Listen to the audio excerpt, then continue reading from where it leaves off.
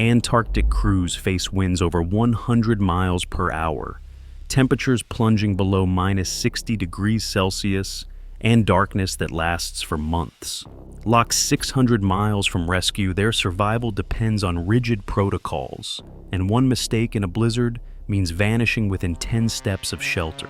How do 50 people defy a force that turns metal brittle and daylight extinct? This is how crews survive brutal speed, wind, and cold in Antarctic blizzards. An official bulletin crackles over the station's PA system. Sustained winds forecast above 100 miles per hour, temperatures dropping past -60 degrees Celsius, visibility expected to vanish. The station leader steps into the main corridor, voice steady as she orders all hands to begin storm preparations. There's a 48-hour window to secure every entrance, check the emergency rations, and review evacuation routes. The nearest help sits 600 miles away, unreachable until the storm passes. For the 50 winter-over crew, daily routines continue under the shadow of the warning. Breakfast at 7, generator checks at 8, research logs updated by noon. In the endless dark of polar night, every task is measured and deliberate. Normal movement between buildings is still allowed, but everyone knows that could change at any hour.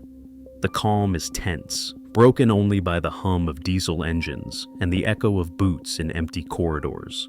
Each person is already counting down the hours to lockdown. Cold, dense air forms high on the Antarctic plateau, then pours downhill under its own weight. This is the engine behind the continent's infamous Catabatic winds.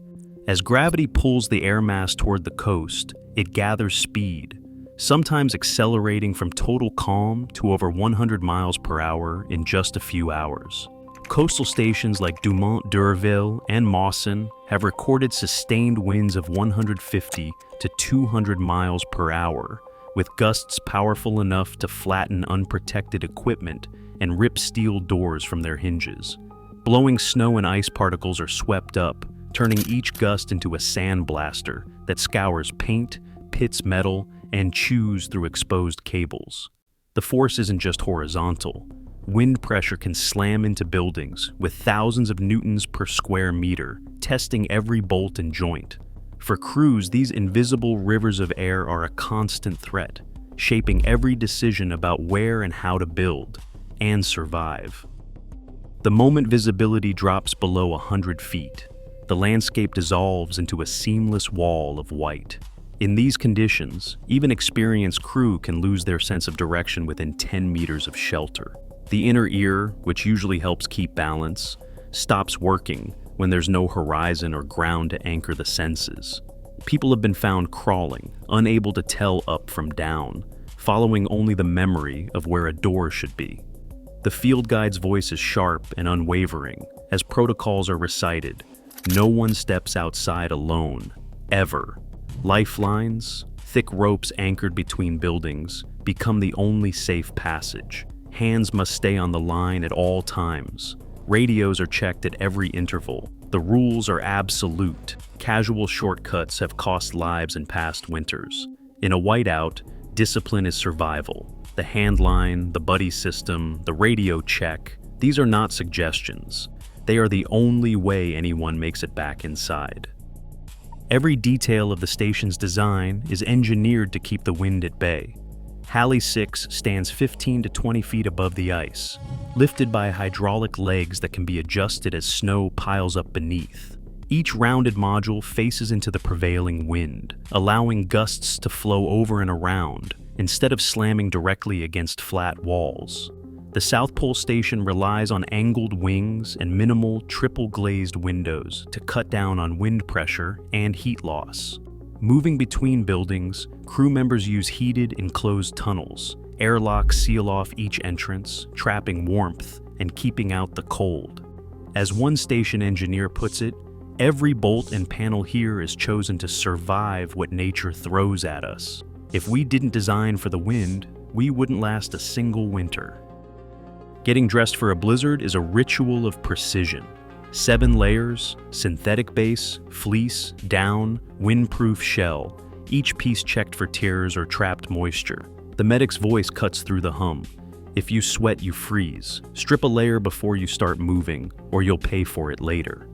In the generator room, diesel fumes hang in the air as the mechanic swaps fuel lines, hands stiff in double gloves.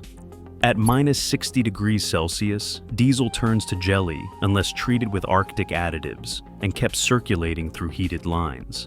He taps the gauge, eyes flicking to the backup generator, always running. Redundancy is life here. Lose power, and we're done. In the dry cold, fire is a silent threat. A stray spark in the engine bay can ignite faster than anyone expects. Fire extinguishers, checked every shift, stand ready beside emergency kits. Every safeguard is double-checked before the storm hits. Search teams assemble at the main airlock, radios clipped to harnesses, GPS beacons flashing every 60 seconds. Each rescuer grips the handline, moving in a tight grid formation, 2 meters apart, crawling and sweeping poles through the snow.